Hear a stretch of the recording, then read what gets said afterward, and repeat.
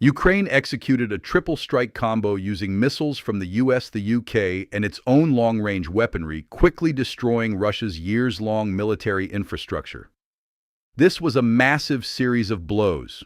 Putin will never be able to recover the record number of Russian weapons that have been erased from the map. Furthermore, Ukraine claims that if it received a little assistance from its partners, this might be occurring much more frequently. After discussing the strikes, we'll discuss what Kyiv thinks will enable it to set more records in the future. The three-punch combo that Ukraine delivered to Russia beginning on March 6th and continuing through March 8th was covered in detail by the Kyiv Post on March 9th. By destroying locations that are crucial to Putin's deployment of Shahed-style attack drones, three strikes against facilities Russia has established in the seized territory of Ukraine completely destroyed Russia's long-range drone strategy. In this instance, Ukraine chose to destroy the drones at their source, instead of attempting to intercept them after Russia had fired them, so it was shooting the archer rather than the arrows.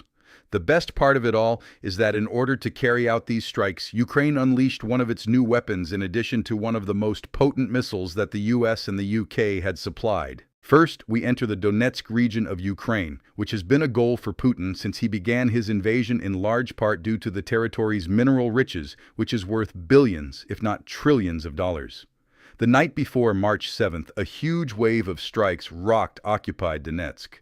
Near the Donetsk airport building, interiors were blown out, secondary explosions were set off, industrial buildings were destroyed, and fires were started. The locations that the Ukrainian military claims Russia has been using to launch Shahed drones into Ukraine since at least 2024 were the target of the initial wave of strikes.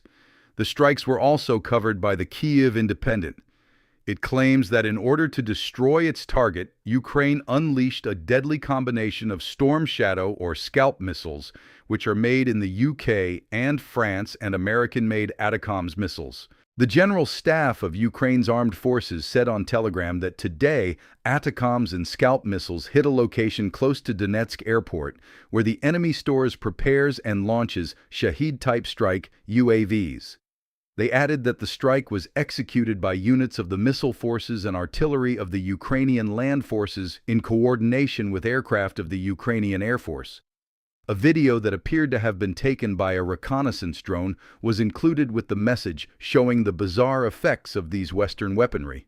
Black smoke rises into the sky shots, our fired missiles land, and the targets are reduced to rubble on the ground. Since then, more pictures of demolished structures have surfaced, along with more smoke rising into the sky late into the day. All of this indicates that Russia was unable to respond to what Ukraine had unleashed. Ukraine was able to destroy a launch pad that Russia had been using to launch waves of drone strikes into Ukrainian territory after its air defenses were easily breached. The significance of such strikes to Ukraine's defense against Russia cannot be understated. Russia launched 5,059 long-range drones against Ukraine in February alone, up 13% from January, as United 24 Media reported on March 2nd. Volodymyr Zelensky, the president of Ukraine, stated on March 10th that since Putin's invasion, Russia has launched around 57,000 Shahed or Shahed-type drones into Ukraine's cities, infrastructure, and troops, according to Business Insider. That equates to an approximate monthly average of more than 1,187 drones, but since roughly midway through 2025, the scope and magnitude of Russia's drone attacks have significantly increased. Considering those figures, it is evident what Ukraine's strategy was for its initial attack in Donetsk. Russia's capacity to launch Shahed drones is reduced if a launch facility is destroyed. Additionally, the impact was so severe that Russia won't be restoring its installations anytime soon due to the use of Storm Shadow and ATACMS missiles. Naturally, this does not rule out Russia using Shahed drones. However, it does mean that Putin's forces have lost the launch location that was the closest to Russia's objectives of interest. Future Shahed drones will have to go farther, which increases the likelihood that they will be eliminated before they can cause any harm. Was the Donetsk strike acknowledged by Russia? To answer that question, I believe we've all seen enough plays from the Russian propaganda playbook. Despite the obvious proof of what Ukraine accomplished, Russia's defense ministry said nothing about all of its Shahed launch sites in Donetsk blowing up in smoke. The ministry did discuss the 132 Ukrainian drones that it says were shot down by Russian air defenses over various parts of Russia on the night of the Donetsk attack. These areas, which include Saratov, Samara, and Volgograd, are all a bit too distant from Donetsk for Russia to employ its typical drone debris justification. Not that it would have been effective. The craters left by Storm Shadow and Atakim's missiles are significantly bigger than those left by Ukraine's drones. We assume that Russia resorts to acting as though nothing occurred at all when the standard justification is unavailable. Ukraine was far from finished with Putin and his men in Donetsk. Putin is like an ostrich that buries its head in the sand while its tail feathers flame. Ukraine was planning 2 more strikes. Putin will be crying uncontrollably when the third of these strikes hit another of the occupied regions. We'll explain why if you continue to watch. Since we told you that the first strike we covered was the initial wave of attacks in Donetsk, you might have guessed where Ukraine struck during the second of these 3 strikes. The second wave, which also went after Donetsk, comes next. This second wave, which Ukraine launched on March 8th, included a brand new weapon that the country had built in-house especially for this kind of assault. The Tokmash facility in the seized area of Donetsk was severely damaged when the Pelican took off. This factory was hit in the early hours of the morning west of the airport that Ukraine had destroyed with Western missiles only hours earlier. The maintenance and material storage facilities that Putin's forces had probably been using to support the Shahed launch site that Ukraine had earlier attacked were also destroyed. More harm was done, though. According to the Kyiv Post, early photos taken in the city's northern and central districts showed black smoke rising hundreds of meters into the sky from an industrial area. It also states that witnesses close to the location claim to have heard 2 enormous explosions, indicating how potent the weapon deployed by Ukraine must have been. This was not the typical long-range drone attack that Ukraine has previously carried out in Russia and the occupied regions. The Kyiv Post reports that the bomb deployed by Ukraine to eliminate Tokmash was powerful enough to start a major fire in a site that some claim was used to store Shahed drones. Furthermore, this second series of strikes wasn't over for Ukraine. On March 8th, it launched a second attack, a double tap, if you will, on Tokmash. This attack was so strong that it generated secondary explosions after the initial hit. According to footage captured by a local resident, the attack completely destroyed the core of a 3-story industrial structure, according to the Kyiv Post. All of the debris that had fallen off the building, the disintegrating facade, and the ruins all pointed to a huge explosion that wasn't caused by a drone. A Pelican made it. The employment of Pelican missiles changes everything, which is why we created the military program to give you the whole picture, rather than just the headlines. We'll discuss why that's so essential in a bit. If our videos are helping you keep ahead of the curve, please hit the subscribe button. Why is the Pelican important then? We could quickly respond to it by stating that, like the ATAK-MS, the Pelican is a ballistic missile. It isn't limited to the same kinds of strikes that Ukraine uses its Western missile arsenal, though, because it is a ballistic missile that Ukraine developed itself. Before using Storm Shadow or ATAK-MS, Ukraine must obtain authorization. With Pelican, that isn't the case. Ukraine can strike a target quickly and forcefully once it has it in its sights, long before Russia has even the faintest idea of what is about to happen. On March 8th, we witnessed that at the Tokmash facility. The Kyiv Post says that Ukraine launched its FP-9 Pelican missiles into Donetsk as part of its subsequent assault on Russia's Shahed infrastructure, at least according to the Supernova Plus Telegram community. For Ukraine, this missile's tremendous potency is crucial in such assaults. A Pelican can carry up to 850 kilograms, or little more than 1,870 pounds of high explosive, which means it can hit targets with a lot more force than standard long-range drones, which are good at delivering a tenth of the firepower. Although not much is known about the Pelican, United 24 media stated on March 9th following Ukraine's attack that the new ballistic missile is thought to have a range of roughly 800 kilometers or 497 miles. Compared to the Storm Shadow and ATAK-M missiles Ukraine employed in its initial strike, that missile has a larger range, which suggests that Ukraine designed it to carry out strikes both inside and outside of Russia. The Pelican is also extremely challenging for Russia's air defenses to intercept because it is a ballistic missile with a high terminal speed. We would speculate that this could be the cause of Russia's inability to respond in any way to Ukraine's use of its ballistic missiles in these two attacks, but it could also be attributed to Russia's remaining weak air defenses in Donetsk. Since Putin began his invasion, Ukraine claims to have destroyed around 1,330 Russian air defense systems, and the extent of that destruction is beginning to pay off by enabling strikes like the one it just finished at Tokmash simpler to carry out. However, this is irrelevant. According to the headline from the second Donetsk strike, Ukraine now possesses its own ballistic missiles, and if the manufacturer Firepoint is to be believed, these missiles are capable of striking as far as Moscow. Oh, and during its second round of attacks, Ukraine struck more targets than Tokmash.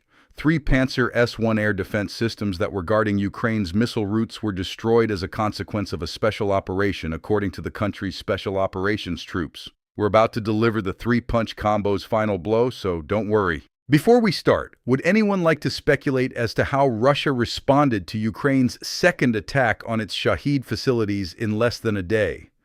Well done if you didn't respond. The flimsy assertion that Russia's defense ministry had shot down at least 114 Ukrainian drones over Donetsk, Crimea, Volgograd, Kaluga, and the Krasnodar was all it could produce. Additionally, there are no independent sources to support Russia's claim that it destroyed Ukrainian aircraft it saw during the strikes. Russia is unlikely to hit any planes. It was too preoccupied with the Shahed's burning carcasses to take such action. This gets us to the third strike in the Ukrainian combination. We've provided some clues regarding the location of this hit. At about the same time as Shahed facilities in Donetsk, Ukraine attacked the settlement of Novozern on the occupied Crimean Peninsula. This time, Ukraine attacked a Navy port site close to the hamlet, destroying an armed patrol boat. This is another blow to the struggling Blackwater Fleet, which has completely failed to maintain control over the water that gives the fleet its name. More significantly, however, Ukraine also attacked the Kirovskaya airfield, which was used by Russian forces to launch Orion heavy strike drones onto Ukraine. According to the Kiev Post, Ukraine's attack on Crimea resulted in the destruction of 4 control stations for these potent drones, in addition to the launch location. Additionally, Ukraine attacked Crimea twice, as we witnessed in Donetsk. The Kiev Independent revealed that Ukraine's long-range drones were engaged in combat once more on March 6th. According to the outlet, they attacked 2 Panzer S-2 air defense systems in Zankoy in the northern part of Crimea, as well as the manufacturing workshops of the Yevpatoria aircraft repair plant. Here a pattern is beginning to emerge. It has also occurred in Donetsk. Ukraine is deploying air defense systems in close proximity to its target. Missiles and powerful drones take to the skies after those systems are brought down, and Ukraine has the safe aerial corridors it needs. The 3 attacks that Ukraine has carried out in recent days appear to have been made possible by this strategy. Additionally, each time Ukraine purchases air defense systems that cost Russia millions of dollars, it retaliates with strikes that severely impair Russia's long-range plan. Due to smoke rising from their launch sites, the Shahed and Orion drones have been removed from the air. As a result, Ukraine's defense will be under less pressure. Additionally, those defenders may concentrate on the crucial role of handling Russia's men on the ground when there is less pressure on them. That would be sufficient justification for Ukraine to launch these 3 strikes. Ukraine will benefit from anything the nation can do to lessen the threat posed by Putin's savage forces' long-range drones. Furthermore, the fact that a ballistic missile developed in Ukraine was used in at least one of these strikes indicates that the nation is getting ready for an independent long-range strategy that will enable it to strike Russia more forcefully than it has in the past. However, Ukraine's recent hat trick has another intriguing aspect. According to the Kiev Post, it has something to do with the Western weapons that Ukraine used. It claims that the strikes utilizing ATACMS and Storm Shadow were the first time the AFU claimed to have used both US-made ATACMS and British Storm Shadows in a sophisticated attack. To put it another way, when Ukraine has used these weapons in the past, they have been fired independently against their targets. This time, however, Ukraine employed its long-range drones and Western missiles in a more sophisticated operation that resembles what Russia attempts to accomplish with its combined Shahed and missile assaults. When it comes to the hundreds of drones that Russia's defense ministry claimed to have shot down as Ukraine's missiles hit their targets, perhaps it is telling the truth.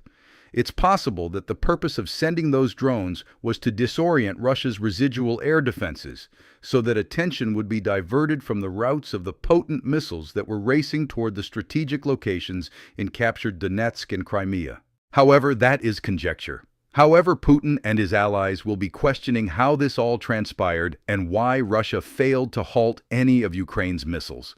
Regarding Ukraine's future, you may recall that we promised to provide you an explanation of what Ukraine feels it needs in order to shatter even more records with its long-range strikes. Ukraine has already made it known multiple times. More Russian military nodes are destroyed as a result of more Western missiles. The suffering that Ukraine could inflict on Putin and his soldiers if the shackles were lifted is only a small sampling of what it did between March 6th and 8th. All Ukraine would need to transform missiles like the Storm Shadow and the TACMs from damage dealers into real game changers would be additional missiles and no more limitations on the strikes that Ukraine can execute with Western weapons. Regretfully, the West as a whole continues to be hesitant. The suppliers of the missiles that Ukraine used for at least one of the strikes we've covered are reluctant to proceed, despite demands made to the US, UK, France, and even Germany. They won't supply their missiles in large enough quantities to cause considerably more serious harm than we've already witnessed because they don't want to increase tensions with Russia. Ukraine will have a hard time swallowing that.